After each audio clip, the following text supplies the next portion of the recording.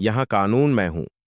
रात के सन्नाटे को चीरती हुई यह आवाज अभी थमी भी नहीं थी कि एक तेज थप्पड़ की गूंज हाईवे पर फैल गई। डीजल से भरे ट्रकों की हेडलाइटें चमकीं, कुछ मोटरसाइकिलें धीमी हुईं और सड़क किनारे खड़े लोगों की सांस जैसे अटक गई। किसी ने सोचा भी नहीं था कि यह एक साधारण चेकिंग की घटना नहीं, बल्कि एक ऐसे सिलसिले की शुरुआत है जो वर्षों से दबे सच को बाहर खींच लाएगा। जिस महिला को सबने एक अकेली ड्राइवर समझा, वह दरअसल भारतीय सेना की कर्नल काव्या राठौड़ थी, और वह उस रात किसी बहस के लिए नहीं, अपने पिता की अंतिम विदाई के लिए घर लौट रही थी।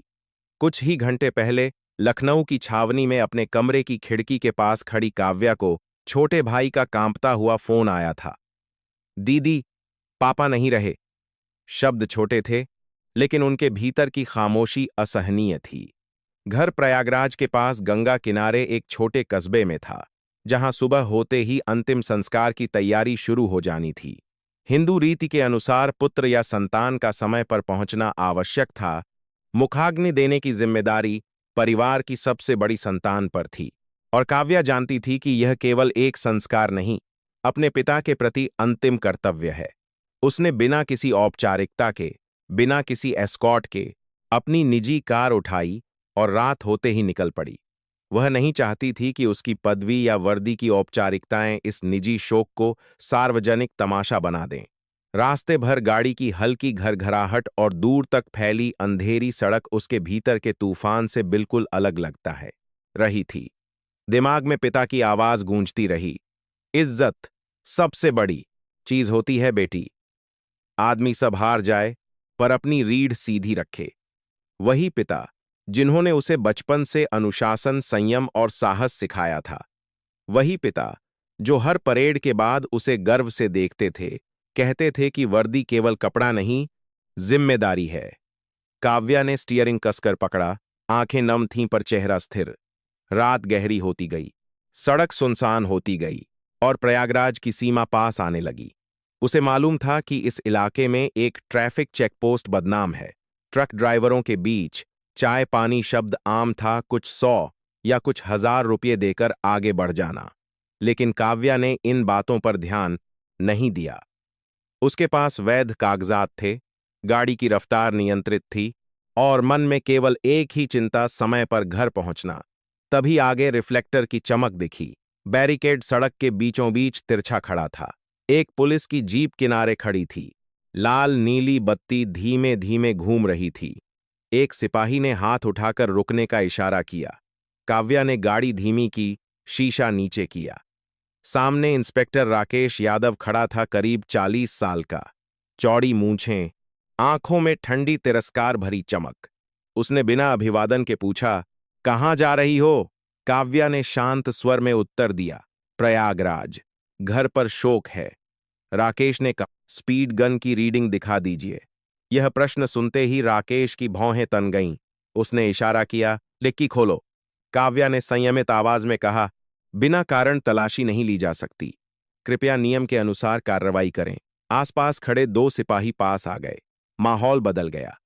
राकेश ने एक कदम आगे बढ़कर कहा, बहुत कानून सिखा रही हो? काव्या ने कोई आक्रामकता नहीं दिखाई, बस वही शांत स्वर, मैं सहयोग कर रही हूं, पर प्रक्रिया का पालन होना चाहिए। शायद यही शांति राकेश को नागवार गुजरी। उसे आदत थी कि लोग झुक जाएं, बहस न करें। अचानक उसने हाथ उठाया और एक जोरदार थप्पड़ उसके चेहरे पर दे मारा। आवाज इतनी साफ थी कि सड़क किनारे खड़े एक डिलीवरी बॉय ने चौंक कर अपना फोन ऑन कर दिया। यहां कानून मैं हूं, राकेश ने दहाड़ते हुए कहा। उस क्षण समय जैसे ठहर गया। काव्या का चेहरा एक पल को झुका, फिर सीधा हो गया। उसकी आंखों में आंसू नहीं थे, केवल एक ठंडी, स्थिर दृष्टि थी। उसने धीमे पर स्पष्ट स्वर में कहा, आपने गलत व्यक्ति को मारा है। राकेश हंसा, जैसे उसे विश्वास हो कि वह अछूत है। लेकिन पास खड़ा डिलीवरी बॉय सब रिकॉर्ड कर चुका था। थप्पड़, आवाज और वह घमंडी वाक्य। थोड़ी देर बाद राकेश ने कागज लौटाए। शायद अंदाजा हुआ कि बात बढ़ सकती है। काव्या ने बिना एक शब्द और बोले गाड़ी आगे बढ़ा दी। पीछे सड़क फिर शांत हो गई, पर हवा में कुछ बदल चुका था। गाड़ी चलाते हुए उसके गाल पर जलन थी, पर उससे अधिक जलन उस वाक्य की थी, मैं कानून हूं। उसने शीशे में खुद को देखा, गहरी सांस ली। वह जानती थी कि अगर अभी वह अपनी पहचान बता दे तो स्थिति पलट सकती है, लेकिन उसने ऐसा नहीं किया। यह उसके व्यक्तिगत अपमान से अधिक था। यह उस व्यवस्था का चेहरा था जो आम नागरिक रोज झेलते हैं। रात के अंतिम पहर वह घर पहुंची। आंगन में चादर बिछी थी, रिश्तेदार बैठे थे, मां रो रही थीं। पिता का पार्थिव शरीर फूलों से ढंका था। काव्या उनके चरणों में बैठ गई। चेहरे पर थप्पड़ का हल्का निशान अब भी था, पर उसने किसी को कुछ नहीं बताया। सुबह गंगा किनारे अंतिम संस्कार होना था। मंत्रोच्चार के बीच उसने मुखाग्नि दी। आग की लपटें उठीं और उसके भीतर कुछ और भी जल उठा। एक संकल्प। उधर रात में रिकॉर्ड किया गया वीडियो व्हाट्सएप ग्रुपों में घूमने लगा। प्रयागराज चेकपोस्ट का सच शीर्षक के साथ वह फैलता गया। लोग पहचानने लगे कि यह वही राकेश यादव है जिसकी शिकायतें वर्षों से दबती रही हैं। सुबह होते होते वीडियो की हाता वायरल हो चुका था। पर अभी काव्या को इसकी खबर नहीं थी। वह पिता की अस्थियां समेटने की तैयारी में थी। उसे केवल इतना मालूम था कि उसने थप्पड़ का जवाब हाथ उठाकर नहीं दिया, पर यह कहानी यहीं खत्म नहीं होगी। उस रात हाईवे पर जो हुआ, वह सिर्फ एक घटना नहीं थी। वह एक ऐसी आग की चिंगारी थी जो जल्द ही पूरे तंत्र को रोशन करने वाली थी। सुबह का धुंधलका अभी पूरी तरह छांटा भी नहीं था कि प्रयागराज के बाहर का वही इलाका जो रात में सिर्फ ट्रकों की गुर्राहट और हाईवे की लंबी सांसों से भरा रहता है, अचानक एक अजीब सी फुसफुसाहट से गूंजने लगा। किसी चाय की दुकान पर मोबाइल स्क्रीन झुकी हुई थीं। किसी ढाबे के पीछे ट्रक ड्राइवरों का छोटा सा झुंड एक ही वीडियो बार बार चला रहा था, और हर बार वही आवाज कानों में चुभती, यहां कानून मैं हूं। कुछ सेकंड की रिकॉर्डिंग थी। हाथ का हल्का सा कंपन, हेडलाइट की चमक, और फिर वह थप्पड़ जो कैमरे में भी सुनाई देता था। लोगों की आंखों में रात की थकान थी, लेकिन चेहरे पर एक तेज गुस्सा, जैसे बरसों का अपमान अचानक एक फ्रेम में कैद होकर उन्हें उनकी अपनी ही कहानी दिखा गया हो। वीडियो व्हाट्सएप के truckers UP, route 19 update, dhaba boys जैसे ग्रुपों से निकलकर स्थानीय फेसबुक पेजों, फिर ट्विटर और इंस्टाग्राम रील्स तक पहुंच गया। कोई लिख रहा था, ये रोज का है। कोई कह रहा था, अब की बार कैमरा था। और कोई बस एक लाइन टाइप कर रहा था, कब तक। उधर कर्नल काव्या राठौड़ के घर का आंगन अभी भी शोक में डूबा था। पिता की चिता की राख ठंडी हो चुकी थी। अस्थियों को संभालने की तैयारी चल रही थी, और घर के भीतर महिलाओं की धीमी सिसकियां मंत्रों के बीच फंसी हुई सांसों जैसी लग रही थीं। काव्या ने रात की घटना किसी से साझा नहीं की थी। उसने चेहरा सामान्य रखा, गाल पर हल्का निशान मेकअप या कपड़े के पल्लू से छिपा लिया, और खुद को सिर्फ एक बेटी की भूमिका में बांध लिया जो पिता की अंतिम यात्रा में किसी भी तरह का हंगामा नहीं चाहती। लेकिन दुनिया बाहर की दुनिया थी, और बाहर की दुनिया ने उस थप्पड़ को अपनी भाषा बना लिया था। दोपहर तक एक स्थानीय न्यूज पोर्टल ने शीर्षक लगा दिया, हाईवे पर महिला ड्राइवर से बदसलूकी, वीडियो वायरल। शाम होते होते टीवी पर टिकर चलने लगे, और पुलिस विभाग के भीतर वही वीडियो एक अलग तरह की बेचैनी बनकर घूमने लगा। जिस इंस्पेक्टर राकेश यादव को लोग रातों रात पहचान रहे थे, उसे उसके थाने, उसके जिले, उसके कनेक्शन सहित चिन्हित किया जाने लगा। और यही पहचान उसके लिए खतरा भी थी, क्योंकि पहचान के साथ सवाल आते हैं, और सवालों के साथ जांच। काव्या ने यह सब अपने घर के भीतर नहीं देखा, लेकिन उसने हवा में बदलाव महसूस किया। रिश्तेदारों की फुसफुसाहट, पड़ोसियों की बढ़ती आवाजाही, और उसके छोटे भाई का बार बार फोन स्क्रीन देखना सब कुछ बता रहा था कि कुछ बड़ा फैल चुका है। आखिरकार शाम को भाई ने धीरे से कहा, दीदी, लोग एक वीडियो भेज रहे हैं। क्या ये आप हैं? काव्या ने फोन लिया, स्क्रीन पर खुद को देखा, वही रात, वही झटका, वही थप्पड़, और फिर उसका अपना वाक्य, आपने गलत व्यक्ति को मारा है। वह एक पल के लिए बिल्कुल शांत रही। शोक के बीच यह दूसरा झटका था। उसने फोन वापस किया और सिर्फ इतना कहा, पापा के काम पहले। उसके लिए पिता की अस्थियों का संस्कार, घर की रस्में, मां का सहारा अभी सबसे ऊपर था। मगर उसकी शांत आवाज के भीतर कुछ और जाग चुका था। एक सैन्य अनुशासन जैसा ठोस निर्णय भावनाओं से नहीं, प्रमाणों से चलना। उसी रात पुलिस विभाग ने आधिकारिक बयान जारी कर दिया। बयान में कहा गया कि महिला चालक ने चेकिंग के दौरान सहयोग नहीं किया, गाड़ी की तलाशी का विरोध किया और ड्यूटी पर तैनात कर्मियों के साथ अभद्र व्यवहार किया, जिसके कारण स्थिति तनावपूर्ण हुई। बयान के शब्द चिकने थे, जैसे किसी ने उन्हें फाइल से निकालकर पढ़ा हो। सबसे चौंकाने वाली बात यह थी कि उसी बयान के साथ एक ऑफिशियल वीडियो भी जारी किया गया, जिसमें कुछ सेकंड की फुटेज थी। काव्या की कार रुकती है, इंस्पेक्टर कुछ बोलता है, काव्या कुछ कहती है, फिर अचानक कट और अगला दृश्य काव्या कार में बैठी, चेहरा कठोर और कैमरा किसी दूसरे एंगल पर चला जाता है। थप्पड़ कहीं नहीं। यह रहा सच।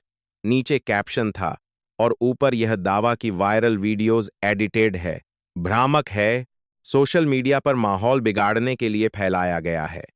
काव्या ने वह वीडियो देखा और उसे समझने में देर नहीं लगी कि यह कट महज तकनीकी गलती नहीं, जो सबसे अहम क्षण था वही गायब था। और गायब होना संयोग नहीं होता। जब गायब होने से किसी का बचाव हो, उसकी आंखें एक पल को बंद हुईं। यह वही पैटर्न था जो उसने वर्षों सेवा में देखे थे। पहले घटना, फिर बयान, फिर नैरेटिव, फिर दबाव और फिर सब कुछ निपटा हुआ। लेकिन इस बार फर्क यह था कि कहीं बाहर किसी के फोन में पूरा सच था और यह सच अब लौट कर आया था, दबने के लिए नहीं, उभरने के लिए। अगले दिन घर पर शोक की रस्में जारी थीं। 13वीं का दिन अभी दूर था, लेकिन परिवार में पिंडदान और श्राद्ध की प्रारंभिक व्यवस्थाएं चल रही थीं।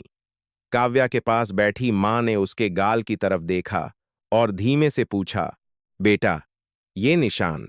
काव्या ने मां का हाथ पकड़कर कहा, अम्मा, मैं ठीक हूं।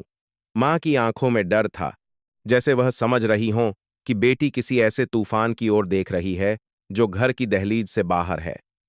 काव्या ने मां को आश्वासन दिया, लेकिन भीतर वह जानती थी कि अब यह मामला सिर्फ उसके अपमान का नहीं रहा। यह उस हाईवे का मामला था जहां हर दिन किसी का आत्मसम्मान चाय पानी के नाम पर उतरता है। उसी शाम एक अनजान नंबर से उसे मैसेज आया, मैडम, आप अकेली नहीं हैं। राकेश का हाथ बहुत चलता है। वीडियो को बचाकर रखिए, उसके पीछे डिग महेंद्र यादव है। संदेश छोटा था, लेकिन उसके पीछे वर्षों की मजबूरी की स्याही थी। काव्या ने जवाब नहीं दिया। उसने नंबर सेव भी नहीं किया। उसने सिर्फ स्क्रीनशॉट लिया और फोन को एयरप्लेन मोड में डालकर मां के पास वापस बैठ गई। उसके लिए हर चीज का समय तय था, पहले शोक, फिर सच। लेकिन सच को इकट्ठा करने की तैयारी अब शुरू हो चुकी थी। उसी रात उसने अपने लैपटॉप पर एक फोल्डर बनाया, नाम रखा एविडेंस चेन। उसने तारीख लिखी, समय लिखा और वीडियो के हर वर्जन की कॉपी अलग अलग जगह सेव की। वायरल क्लिप, ऑफिशियल क्लिप और जो भी लिंक उसे भेजे जा रहे थे, सबका बैकअप। क्योंकि वह जानती थी कि इस तरह के मामलों में पहली लड़ाई तथ्य की नहीं होती, फुटेज की होती है।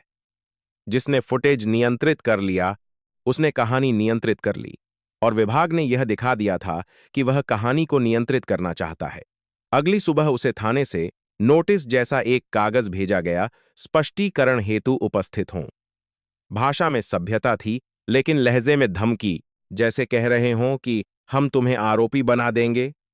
काव्या ने कागज पढ़ा, एक बार नहीं, 2 बार। उसने देखा कि आरोपों में कार्य में बाधा, दुर्व्यवहार और भ्रामक वीडियो फैलाना जैसी बातें थीं। यानी जिस पर थप्पड़ पड़ा, वही अब दोषी बनाया जा रहा था।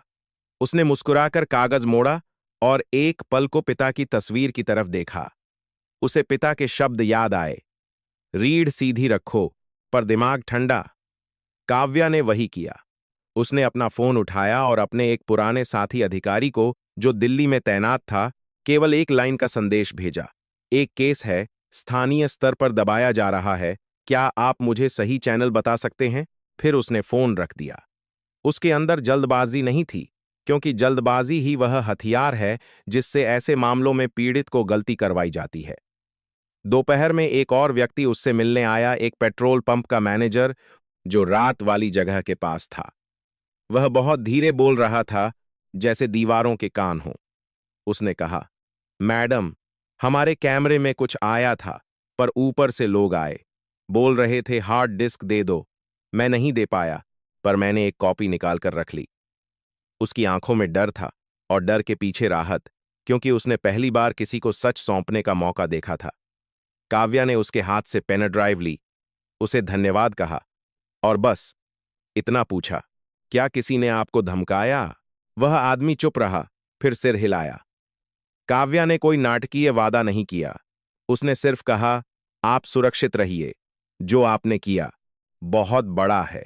क्योंकि वह जानती थी कि ऐसे लोग ही असली गवाह होते हैं, जो अपने छोटे जीवन में बड़ा जोखिम उठाते हैं, बिना किसी पद, बिना किसी सुरक्षा के। शाम को उसने पेन ड्राइव की कॉपी बनाई, फिर दूसरी कॉपी, फिर तीसरी। एक कॉपी उसने अपने भाई को दी, एक कॉपी अपने भरोसेमंद दोस्त को, और एक कॉपी खुद के पास रखी। वह सब एक चेन ऑफ कस्टडी की तरह व्यवस्थित कर रही थी, ताकि कल कोई यह न कह सके कि फुटेज छेड़ी गई है। उसी दौरान एक ऑडियो क्लिप भी उसे मिला, किसी चाय की दुकान या ड्यूटी रूम में रिकॉर्ड की गई आवाज। उसमें राकेश का घमंडी हंसना, और फिर वाक्य, रोज का 50,000 तो मिनिमम है, चाचा सब देख लेंगे। काव्या ने ऑडियो की मेटाडेटा देखी, फाइल के गुण नोट किए, और उसे उसी फोल्डर में रख दिया।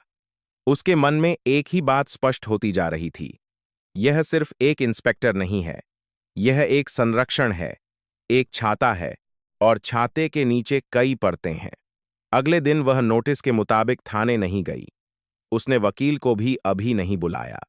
उसने पहले एक औपचारिक पत्र तैयार किया, जिसमें उसने कहा कि वह निर्धारित तिथि के बाद उपस्थित होगी, क्योंकि पारिवारिक शोक अनिवार्य है, और वह चाहती है कि सुनवाई निष्पक्ष हो, तथा उसे सीसीटीवी रिकॉर्ड और स्पीड मापन के प्रमाण उपलब्ध कराए जाएं। भाषा बेहद शालीन थी, लेकिन हर वाक्य में नियम का हथौड़ा था। उसने पत्र रजिस्टर्ड कराया, रिसीविंग ली, और उसका स्कैन अपने फोल्डर में जोड़ा। यह उसका तरीका था, दिखावे की लड़ाई नहीं, दस्तावेजों की लड़ाई। उसी रात पुलिस विभाग ने एक और बयान जारी किया, सोशल मीडिया पर अफवाह फैलाने वालों पर कार्रवाई होगी। यह उस तरह की चेतावनी थी जो सच से नहीं, डर से पैदा होती है। काव्या ने टीवी बंद कर दिया। वह समझ चुकी थी कि अब उसका अगला कदम स्थानीय समझौते या इंटरनल इंक्वायरी के दायरे में नहीं होना चाहिए, क्योंकि जब जांच वही करे जिसे बचाना हो, तो निष्कर्ष पहले ही लिखे जा चुके होते हैं। उसने अपने दोस्त से दिल्ली से जवाब पाया, तुम सीधे गृह मंत्रालय, केंद्रीय सतर्कता, संबंधित सैन्य चैनल और एनएचआरसी जैसे प्लेटफॉर्म पर समांतर शिकायत डालो, सबूतों की सूची के साथ। काव्या ने स्क्रीन पर वह संदेश पढ़ा और एक लंबी सांस ली। बाहर आंगन में दिया जल रहा था, मां धीरे धीरे मंत्र बुदबुदा रही थीं, और घर का वातावरण पवित्र शोक में डूबा था। काव्या ने पिता की तस्वीर के सामने सिर झुकाया और मन ही मन कहा, बाबा, मैं हाथ से जवाब नहीं दूंगी, मैं सिस्टम को उसके अपने नियमों से जवाब दूंगी।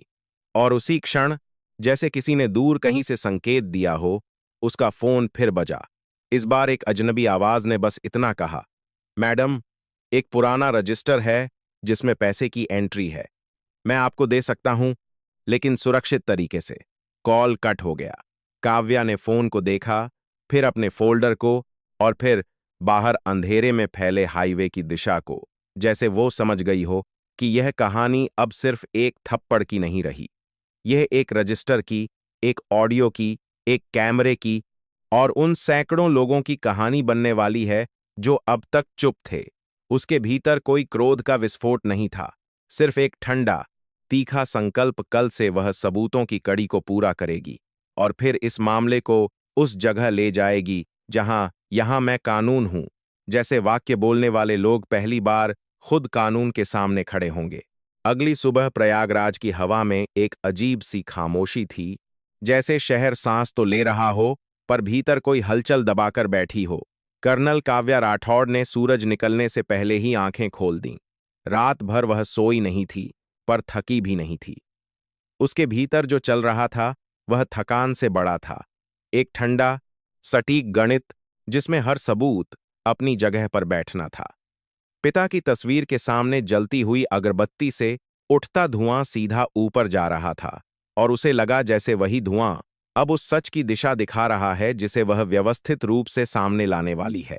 उसने लैपटॉप खोला, एविडेंस चेन फोल्डर खोला और अब तक जमा हर फाइल को दोबारा देखा। Viral video, official cut clip, petrol pump का footage, audio recording, screenshots, notice की कॉपी और अज्ञात नंबरों से आए संदेश। हर चीज को उसने तारीख, समय, स्रोत और संभावित गवाह के नाम के साथ क्रमबद्ध किया। यह भावनात्मक लड़ाई नहीं थी, यह एक ऑपरेशन था और वह इसे उसी अनुशासन से अंजाम देने वाली थी जैसा उसने सीमा पर मिशनों में किया था। दोपहर से पहले वही अज्ञात नंबर फिर सक्रिय हुआ।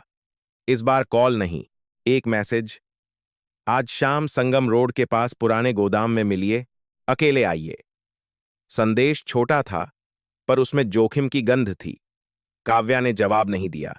उसने सिर्फ समय और स्थान नोट किया, अपने भाई को घर पर रहने को कहा और बिना किसी को बताए निकल पड़ी। वह वर्दी में नहीं थी, साधारण सूती कुर्ता और दुपट्टा, ताकि कोई पहचान न सके। संगम रोड के पास पुराना गोदाम वीरान था, दीवारों पर छिली हुई पेंट और अंदर धूल की गंध। वहां एक मध्यम आयु का व्यक्ति खड़ा था, चेहरे पर थकान, आंखों में डर। उसने अपना नाम नहीं बताया, बस इतना कहा, मैं राकेश के साथ कई साल ड्यूटी में रहा हूं, अब रिटायर हो चुका हूं। ये उसने एक पुरानी नोटबुक आगे बढ़ाई, जिसके पन्ने किनारों से जले हुए थे, जैसे किसी ने उसे नष्ट करने की कोशिश की हो। इसमें एंट्री है दिन के हिसाब से, किस ट्रक से कितना, किसे कितना देना है। काव्या ने नोटबुक हाथ में ली। पन्नों पर तारीखें थीं, रकम थीं 500, 1000, 200, 2000, 50, शून्य और कुछ नामों के आगे सिर्फ अक्षर RDYMY। उसने ऊपर देखा। आदमी ने धीमे से कहा, MY मतलब महेंद्र यादव। सब जानते हैं, पर कोई बोलता नहीं। उसकी आवाज कांप रही थी। मैंने कॉपी निकाल ली थी, असली जला दी गई। अगर मुझे कुछ हो जाए। वाक्य अधूरा रह गया। काव्या ने दृढ़ स्वर में कहा, आपको कुछ नहीं होगा, लेकिन हमें सावधान रहना होगा। उसने नोटबुक की तस्वीरें खींचीं, आदमी से लिखित बयान लिया साधारण कागज पर, उसके हस्ताक्षर के साथ, फिर बिना कोई नाटकीय आश्वासन दिए चुपचाप लौट आई। घर पहुंचकर उसने नोटबुक की स्कैन कॉपी बनाई, डिजिटल टाइम स्टैम्प के साथ सेव किया। अब तस्वीर साफ हो रही थी। यह केवल एक आवेश में किया गया थप्पड़ नहीं था, यह एक व्यवस्थित उगाही तंत्र था, जिसमें चेकपोस्ट एक ATM की तरह इस्तेमाल हो रहा था और सबसे ऊपर एक ऐसा नाम था जो जिले से बाहर तक असर रखता था। उसी शाम एक और ऑडियो क्लिप उसके पास पहुंची। इस बार साफ, स्टूडियो जैसी नहीं, पर इतनी स्पष्ट कि आवाज पहचानी जा सके। चाचा, सब देख लेंगे, ऊपर तक सेटिंग है, कोई कुछ नहीं बिगाड़ सकता। यह राकेश की आवाज थी, साथ में किसी और की हंसी। काव्या ने ऑडियो को स्पेक्ट्रम एनालिसिस सॉफ्टवेयर में चलाया, शोर हटाया, आवाज की वेव फॉर्म सेव की। वह जानती थी कि अदालत में तकनीकी सत्यापन महत्वपूर्ण होता है। उसने हर फाइल के साथ एक नोट जोड़ा, मूल स्रोत, बिना एडिट, डिजिटल हैश वैल्यू। यह काम अब व्यक्तिगत नहीं रहा था, वह इसे केंद्रीय एजेंसियों तक पहुंचाने वाली थी। अगले दिन उसे थाने में उपस्थित होने की दूसरी याद दिलाने वाली कॉल आई। लहजा पहले से सख्त था। अगर आप नहीं आईं तो धारा लग सकती है, काव्या ने शांत स्वर में जवाब दिया। मैं लिखित उत्तर भेज चुकी हूं। कृपया CCTV लॉग और स्पीड गन रीडिंग की कॉपी उपलब्ध कराएं। दूसरी तरफ कुछ पल की चुप्पी रही, फिर कॉल कट गई। यह चुप्पी डर की थी, क्योंकि उन्हें मालूम था कि अब मामला सोशल मीडिया की गर्मी से आगे बढ़ चुका है। उसी दोपहर काव्या ने अपने पुराने संपर्क के जरिए दिल्ली में एक औपचारिक शिकायत ड्राफ्ट की गृह मंत्रालय, केंद्रीय सतर्कता आयोग, राष्ट्रीय मानवाधिकार आयोग और सेना मुख्यालय को समानांतर प्रतिलिपि के साथ। शिकायत में उसने भावनात्मक भाषा का एक भी शब्द नहीं लिखा, सिर्फ तथ्य, तारीख, समय, स्थान, video link, audio clip, notebook की कॉपी, संभावित गवाहों के नाम और यह आशंका कि स्थानीय स्तर पर साक्ष्य से छेड़छाड़ की जा रही है। उसने अंत में लिखा, निष्पक्ष जांच हेतु केंद्रीय स्तर पर स्वतंत्र जांच दल नियुक्त किया जाए। उसने फाइलें एन्क्रिप्ट कर सुरक्षित चैनल से भेजीं। भेजने के बाद वही स्टार में कुर्सी पर पीछे झुक गई। यह वह क्षण था जब उसने स्थानीय दायरे से बाहर कदम रख दिया था। अब गेंद किसी और कोर्ट में थी, लेकिन उधर भी हलचल शुरू हो चुकी थी। जिला मुख्यालय में अफरा तफरी थी। राकेश यादव को बुलाकर पूछताछ की गई। उसने पहले की तरह ही बयान दोहराया, वीडियो एडिटेड है। महिला ने उकसाया। पर जब उसके सामने पेट्रोल पंप का फुटेज चलाया गया, जिसमें स्पष्ट रूप से हाथ उठता दिख रहा था, उसका चेहरा सख्त से पीला पड़ गया। उसने कहा, एंगल गलत है, आवाज डाली गई है, मगर उसके अपने शब्द, यहां कानून में हूं, उसकी ही आवाज में गूंज रहे थे। उधर डिग महेंद्र यादव को भी खबर मिल चुकी थी कि मामला दिल्ली तक पहुंच गया है। उन्होंने तुरंत अपने संपर्कों को फोन मिलाए, कोशिश की कि इसे इंटरनल मैटर बताया जाए। लेकिन जब शिकायत की कॉपी केंद्रीय कार्यालय में दर्ज हो गई, तो उसे फाइल नंबर मिल गया, और फाइल नंबर का मतलब था आधिकारिक अस्तित्व। काव्या को शाम को एक कॉल आया दिल्ली से। आपकी शिकायत प्राप्त हुई है। प्रारंभिक जांच के लिए एक टीम भेजी जा सकती है। कृपया सभी मूल साक्ष्य सुरक्षित रखें। उसने संक्षिप्त धन्यवाद दिया। बाहर आंगन में गंगा से लौटे रिश्तेदार बैठे थे। अस्थि विसर्जन की तैयारी अगले दिन होनी थी। काव्या ने पिता की तस्वीर के सामने बैठकर मन ही मन कहा, मैंने पहला कदम उठा लिया है। उसी रात शहर में अफवाह फैल गई कि ऊपर से टीम आ रही है। थाने में कुछ फाइलें गायब होने लगीं, हार्ड डिस्क बदली जाने लगीं। मगर उन्हें यह अंदाजा नहीं था कि कई कॉपियां पहले ही सुरक्षित जगहों पर हैं। काव्या के पास अब सिर्फ सबूत नहीं थे, बल्कि एक श्रृंखला थी, वीडियो, ऑडियो, लिखित बयान, नोटबुक, डिजिटल हैश और आधिकारिक शिकायत। यह वह ढांचा था जिसे गिराना आसान नहीं होता। अगले दिन सुबह संगम पर अस्थि विसर्जन के समय जब उसने पिता की राख गंगा में बहाई, उसकी आंखों में पानी था, पर मन स्थिर। उसने महसूस किया कि यह लड़ाई अब उसके व्यक्तिगत सम्मान से कहीं बड़ी है। यह उन ट्रक ड्राइवरों के लिए है जो हर रात अपमान सहते हैं, उन छोटे दुकानदारों के लिए है जो डर में जीते हैं, और उन सिपाहियों के लिए भी है जो गलत आदेशों के नीचे दबे रहते हैं। गंगा की लहरें राख को दूर ले गईं, और उसी क्षण उसके फोन में एक नया संदेश आया, केंद्रीय टीम कल सुबह पहुंच रही है। काव्या ने स्क्रीन बंद की।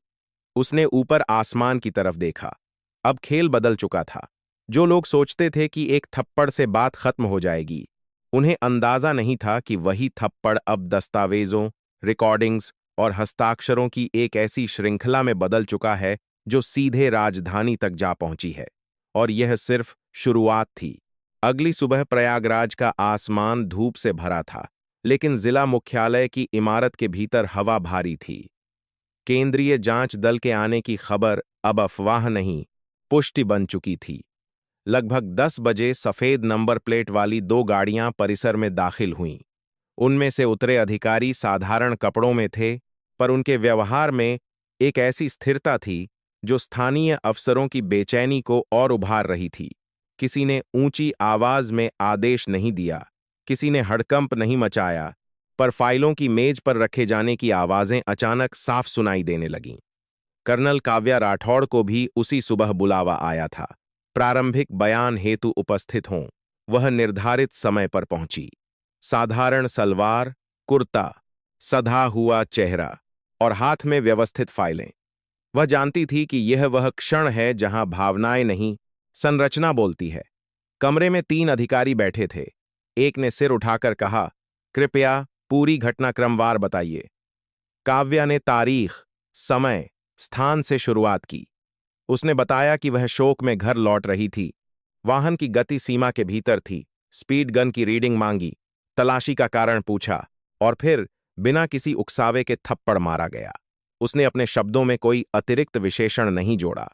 फिर उसने अपने साथ लाए सबूतों की सूची टेबल पर रखी। डिजिटल हैश वैल्यू सहित वीडियो की कॉपियां, पेट्रोल पंप का फुटेज, ऑडियो क्लिप, नोटबुक की स्कैन कॉपी, लिखित बयान और स्थानीय पुलिस द्वारा जारी कटे हुए वीडियो की तुलना तालिका। अधिकारियों ने एक-एक फाइल देखी। उन्होंने पूछा, क्या मूल डिवाइस सुरक्षित हैं? काव्या ने कहा, हाँ, और उनकी कॉपियां अलग-अलग सुरक्षित स्थानों पर भी हैं। कमरे में एक हल्की सी स्वीकृति की नजरें बदलीं। इस बीच दूसरी ओर इंस्पेक्टर राकेश यादव को भी बुलाया गया। पहले वह उसी आत्मविश्वास के साथ आया जो चेकपोस्ट पर दिखता था। उसने कहा, मैडम ने सहयोग नहीं किया, माहौल तनावपूर्ण था, मैंने हाथ नहीं उठाया।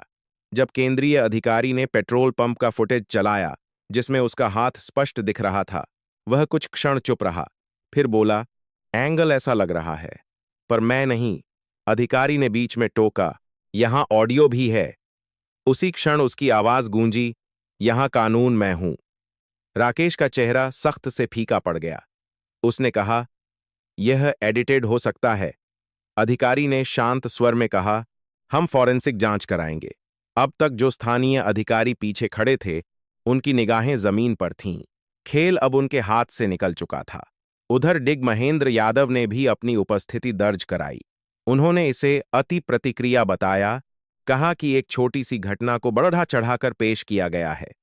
पर जब उनके सामने नोटबुक की कॉपी रखी गई जिसमें MY के आगे नियमित रकम दर्ज थी, उनका चेहरा तन गया।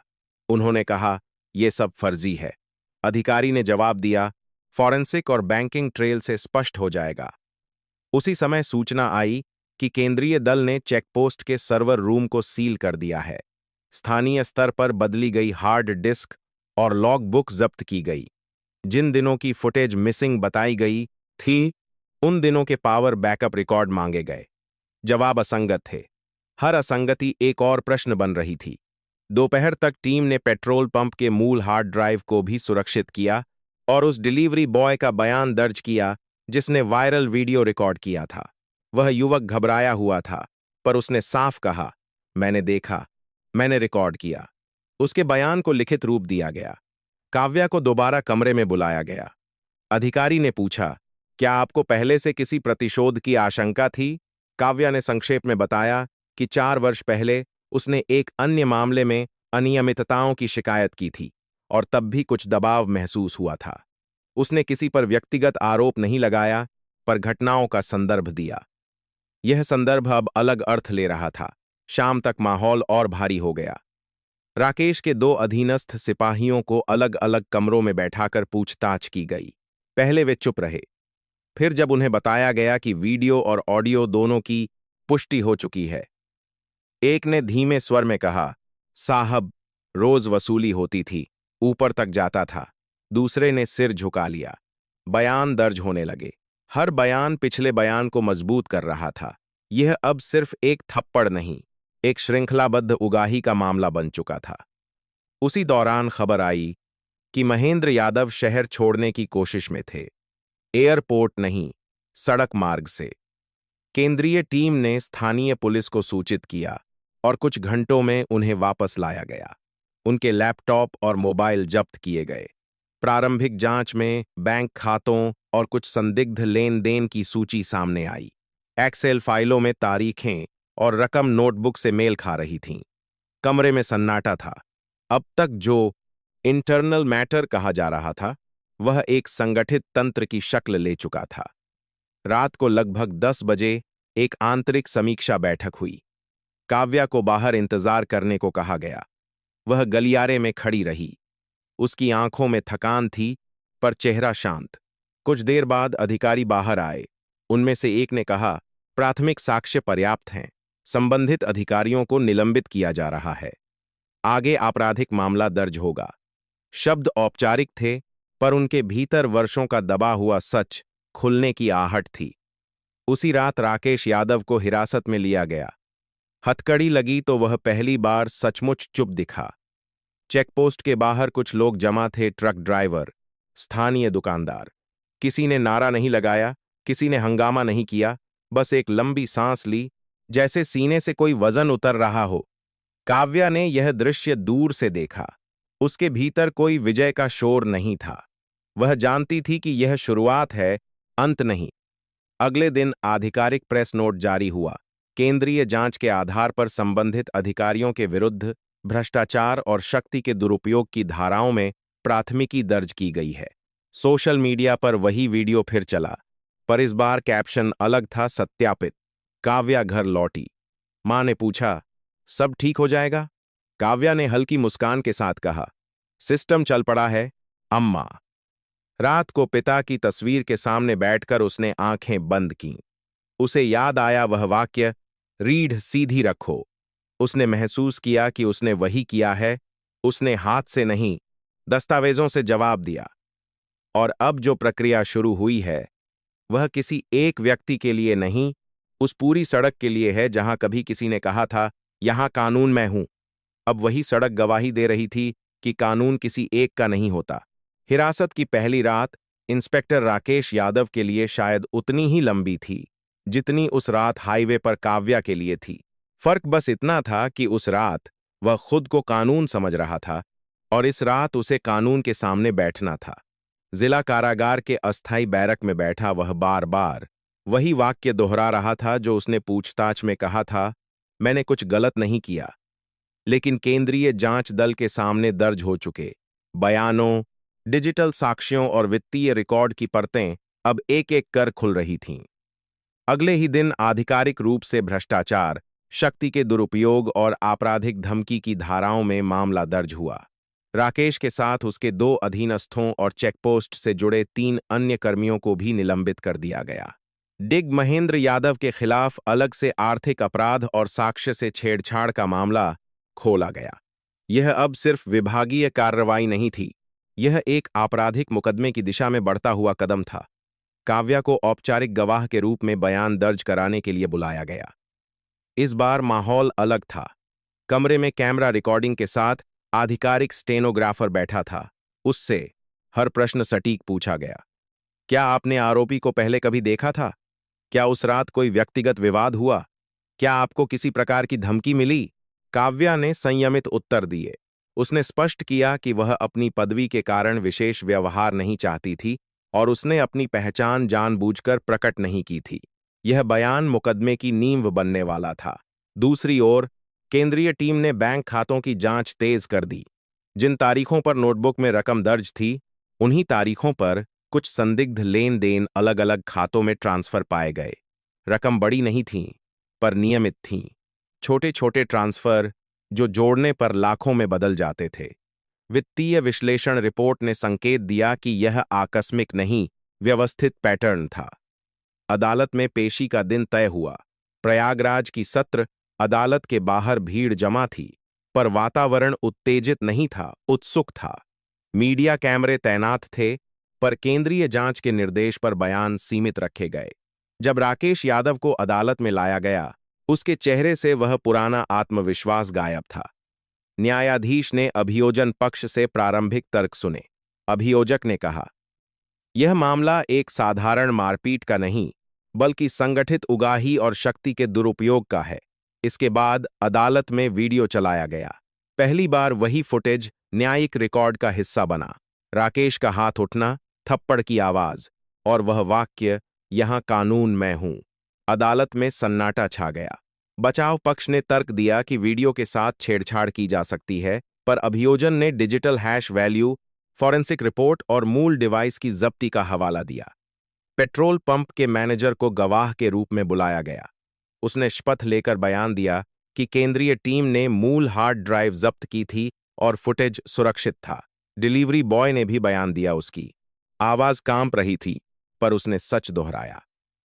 जब ऑडियो क्लिप अदालत में चलाई गई, जिसमें राकेश कह रहा था, रोज का 50,000 तो मिनिमम है, चाचा सब देख लेंगे, तो बचाव पक्ष ने फिर आपत्ति की, पर फॉरेंसिक विशेषज्ञ ने पुष्टि की कि आवाज मिलान रिपोर्ट सकारात्मक है।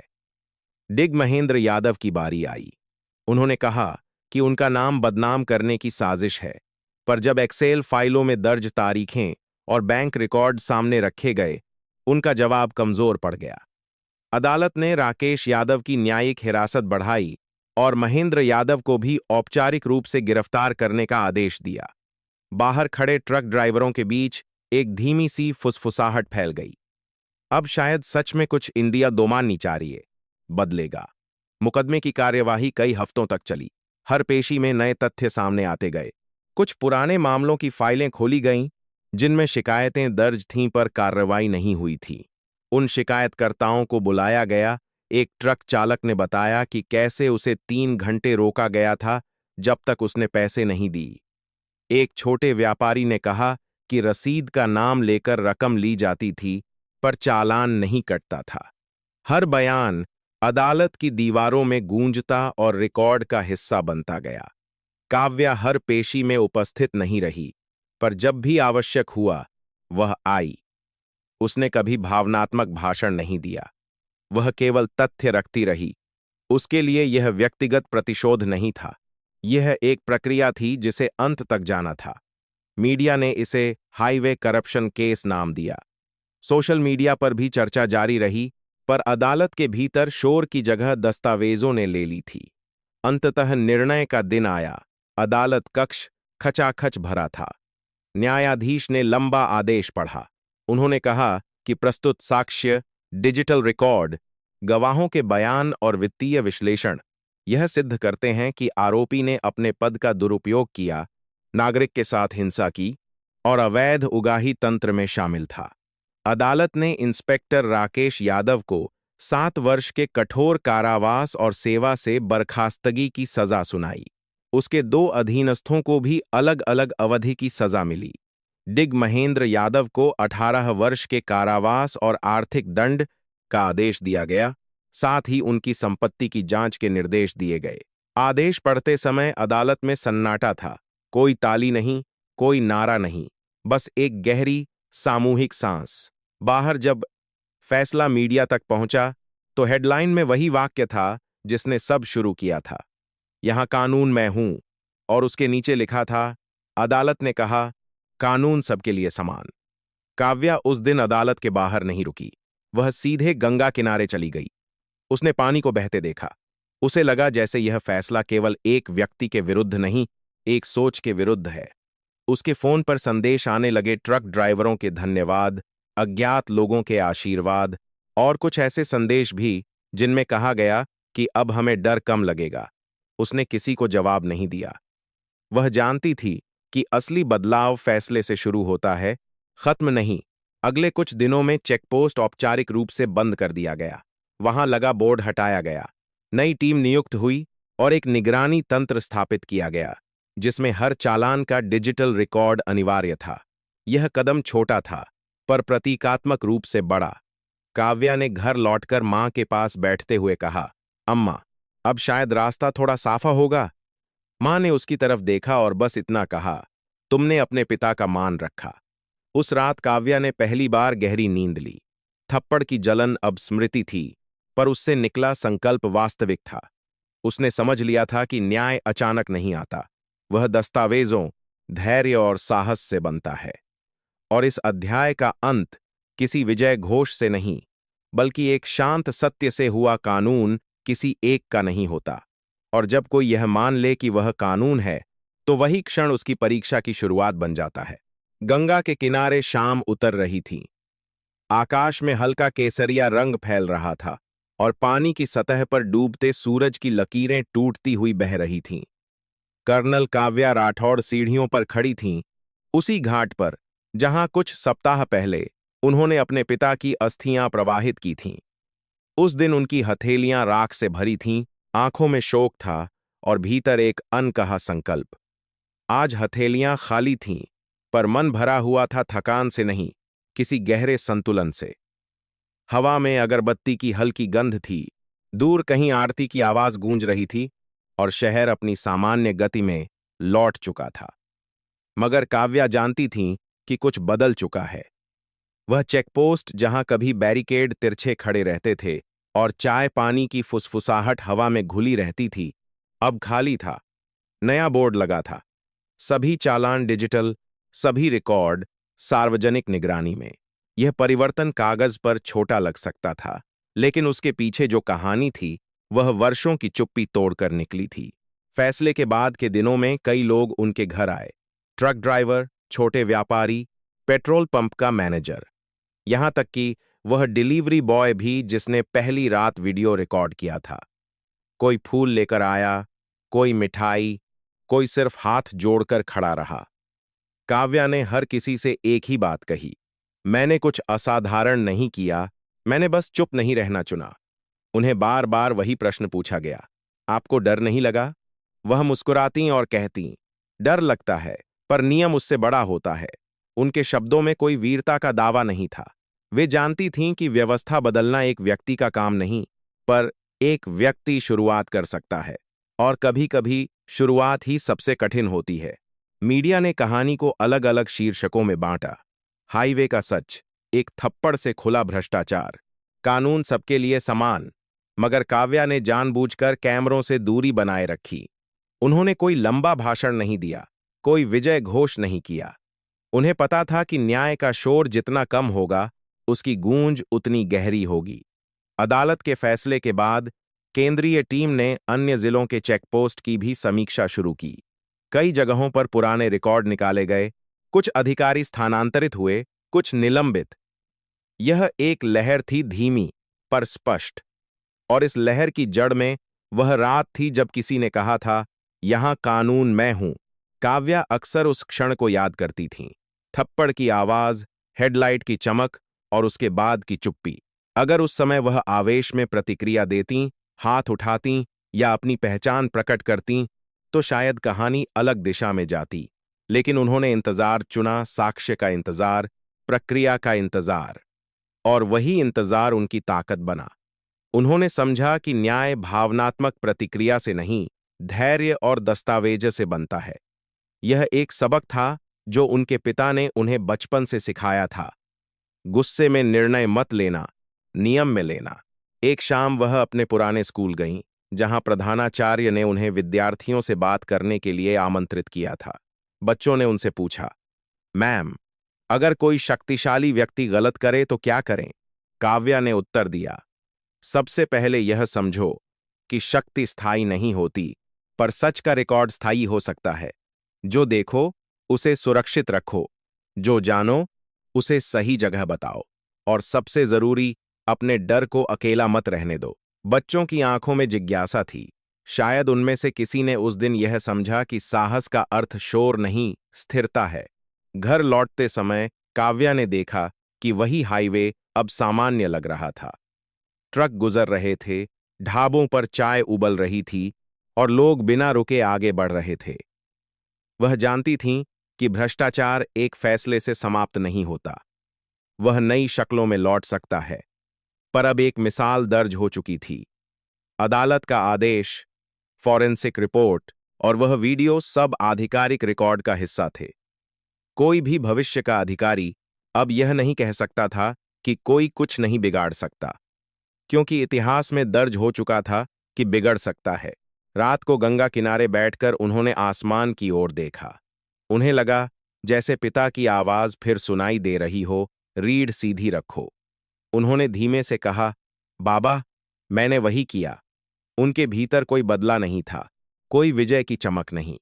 बस एक शांति थी कि उन्होंने अपने आत्मसम्मान को बचाया और उसे व्यक्तिगत सीमा से आगे बढ़ाकर सार्वजनिक जिम्मेदारी में बदल दिया।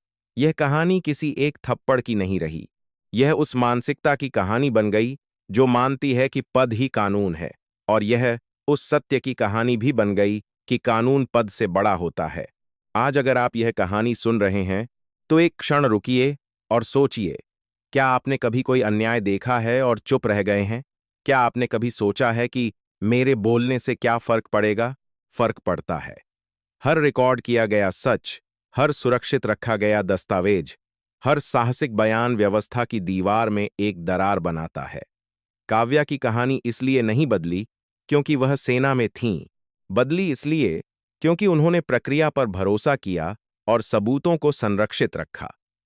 अगर आपके आसपास भी कोई गलत काम हो रहा है, तो भावनात्मक प्रतिक्रिया से पहले प्रमाण इकट्ठा कीजिए, सही मंच पर शिकायत कीजिए और कानूनी रास्ता चुनिए।